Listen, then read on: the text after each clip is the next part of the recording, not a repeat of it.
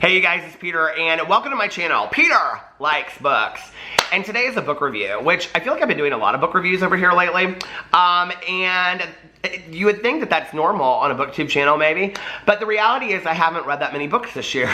I think I've only read 17 books, and my Goodreads goal is 100. So, this is going to be the summer of reading, and actually, yesterday I sat outside with my notebook, and I went through the Goodreads Summer Challenge. So if you don't know, Goodreads is, I did a whole video, I think, about it. Goodreads is having a summer reading challenge. It's fantastic. They have like 12 goals for beginners, and then they have like an expert editions. There's like 6 or 8, I think, extra things on there. So it's like almost like a total of like 20 books for the summer. And this camera looks so dark. I don't know why that is. I think it's because I got really close, and it's like, anyway, so I'm going to do that, and I've already read 2 books on the summer reading list, and it's all different. It's basically like a readathon. It's really fun.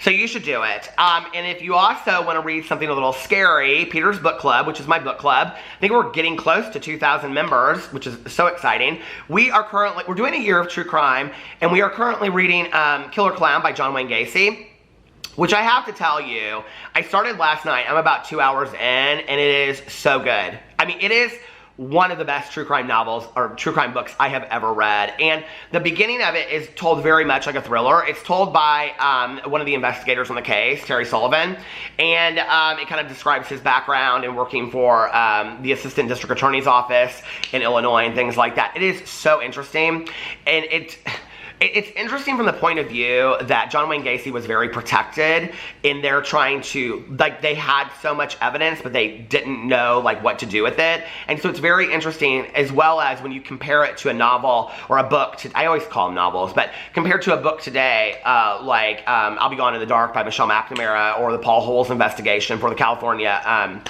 the Golden State Killer, because we've come so far since the late 1970s, and you see that reading both of those books, so it's very interesting. But I knew I was going to read this, so I wanted to read something a little bit lighter. So I went for Sean David Hutchinson's Brave Face. Oh, was I in for a surprise.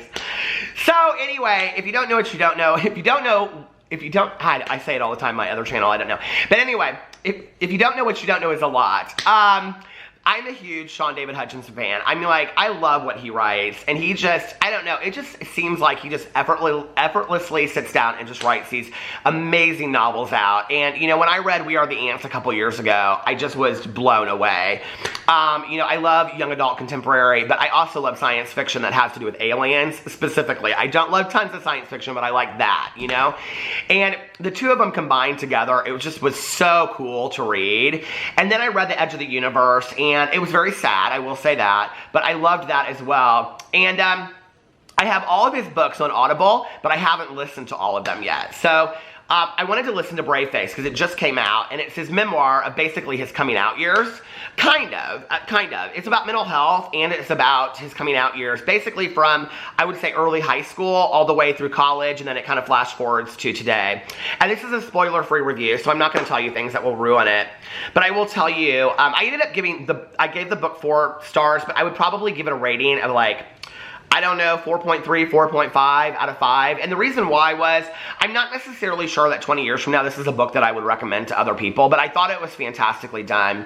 I thought his one person's story sharing their coming out experience and the things that they struggled with, of which so much of it I related to, you guys. I mean, he is 6 years younger than I am, and the music references, I mean, we listen to all of the same music. I mean, he was talking about music in there, and I was like, oh my God, this is everything I listened to in high school and college. And just from the clothes and just the things that he would do hanging out with his friends. I mean, it was all so similar, right? And a lot of his experience of finding his group of people and things like that, I just related so much to.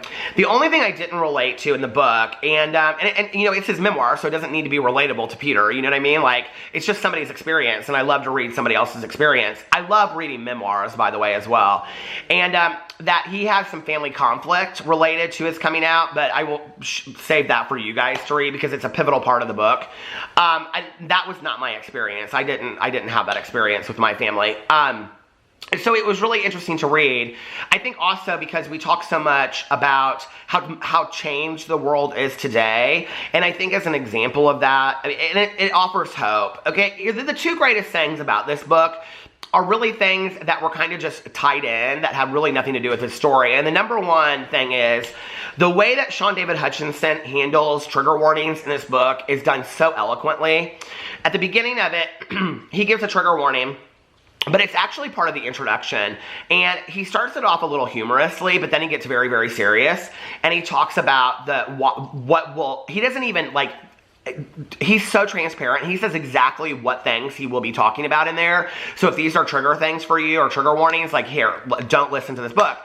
Then in the middle of the book, when he gets to the part where he's going to discuss some very, very serious things, like an attempt, he attempts to take his life, he says before it, like, if this is triggering for you, don't read this part, okay? Your well-being is more important than my story, something to that effect. And I just was like listening to it, and I thought, this is so fantastic, you know? Like, this is the way to do a trigger warning. It was so well done, and it was so respectful of the reader. And I think that's one thing that I really like about him, you know? And that reiterated it for me when I was reading the book, was that he's always so very respectful of the reader, and not like, you know, being honest with his characters and where they're going and their emotions.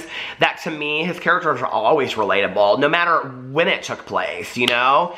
And that was the same, you know, he struggles with a lot of mental health. When you're reading the book, you feel like the depression that he is suffering is as a result of his coming out. And at the end of it, and this is not spoiling it, but this is important because this is a pivotal part of the book. At the end of it, he clarifies, okay? And it says this in the description. I'm going to read it to you in just a second. But he says in there, you know, that I was gay and I had depression. And those are two interchangeable things that are separate from each other, you know? And it just is really, really well done. And I think the other thing that is tied in through the whole book is this idea of it gets better. Now, I'm somebody that's always struggled with the whole it gets better message, because I think it's easy for me at 46 years old to sit here and tell you that it gets better, because it does. And I live in a house, you know, with my husband and my 3 dogs, and I've been married for almost 8 years, you know, and together for almost 11. And, you know, my life that I have today is a result of being a gay, proud man, living in the Midwest, where I have a lot of, you know, all different kinds of friends. I never thought was imaginable when I was 16, 17 years old. I just didn't. 18, 19, 20, I didn't think it was imaginable. And so, you know, it does get better, and I know that. But I don't think we do necessarily a good job of explaining how to get better, or how to get there, or when it gets better. And I don't know that I really even have those answers, honestly. And that's kind of what he says in the book. And so when he's talking about that, I just was like, you know, like, we don't have to have definitive answers to be examples and role models of what that means that it gets better, you know? I think for me, the fact that I saw people that had a life that I wanted, or a life that I could have, I think was so important to me, you know? That I didn't necessarily need to have this idea that it gets better. I needed just to see examples of it, and he offers that in this book. And I think that's what is so fantastic about this book. As I'm talking about it, I'm like, I think I'm gonna give it a better score. Maybe I'll give it a 5, I don't know. There were just some things to me that were very amiss about the book that I wish were there. He talks about how difficult it was for him to write this book, and I loved that. He has some family relationships that mend through the years, and that was fantastic too. He doesn't skirt around issues, which I think is fantastic. So anyway, here, let me throw up, I don't think I did, but let me throw up the cover here for you. Now, I have to tell you, when I read this book, I did not love the cover at the beginning, but as you read the book, okay, the cover is referenced in the book, and I love when any author does that, okay? So I have to tell you that I ended up falling in love with this cover, and so don't judge a book by its cover, right? But let me read to you the synopsis of what this book is about.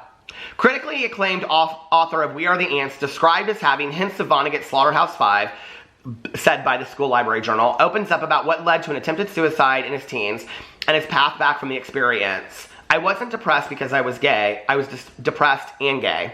Sean David Hutchinson was 19, confused, struggling to find the vocabulary to understand and accept who he was and how he fit into a community in which he couldn't see himself. The voice of depression told him that he would never be loved or wanted, while powerful and hurtful messages from society told him that being gay meant love and happiness weren't for him. A million moments, large and small, over the years, all come together to convince Sean that he couldn't keep going, that he had no future, and so he followed through on trying to make that a reality. Thankfully, Sean survived and over time came to embrace how grateful he is and how to find self-acceptance. In his courageous and deeply honest memoir, Sean takes readers through the journey of what brought him to the edge and what has helped him truly believe that it does get better. Okay, I'm laughing because I thought to myself, he should have reached out to me and I would write that for him. Because that's what it's about, kind of. That's like what the last 50 pages are about. Okay, the attempt doesn't come till the very end of the book, and it's a very small part of the book, like very, very small part. And it's all about what leads up to that, and that he has a lot of ideation through the years. It starts in high school. It starts with him, like, basically meeting his best friend, she's a huge part of the book. It talks about a lot of his love of theater, which I was not aware of. You know, it talks about his never feeling like he could find a guy, because how do you just go up to a guy and say, like, hey, are you gay? You know, and that was what I loved so much about it, was the raw honesty. It's so much more than just 19 on. It's so much more before that. And it's just really a fantastic read. And, you know, I think that we need more coming out books like this. I think the fact that he's an established novelist and came out and wrote his memoir is just, and that it was done so beautifully, so raw, so genuine, and so authentic. I'm now going to have to give it a 5-star, I'm just going to tell you. My mind changed about this book while I was reviewing it on here, because it just is. It's so fantastic, and we need more of this out there, you know? And I'm so thankful that he did it. So, Sean, I know you're probably not watching this, but I'm a huge fan of yours, and if you are watching this, thank you so much for writing this book. It really helped me in realizing that 30 years later, since it's 29 years this month since I came out. I came out on my 18th birthday, so I'll be 47th in this month. So it's been 29 years since I came out. And, you know, in reading this book, what I realized was my experience was really no different than a whole lot of other people's. But the problem is that we were struggling in silence alone. And this book made me realize that we need to start sharing our experiences a little bit more. I love you guys, and I will see you in my next video. Bye.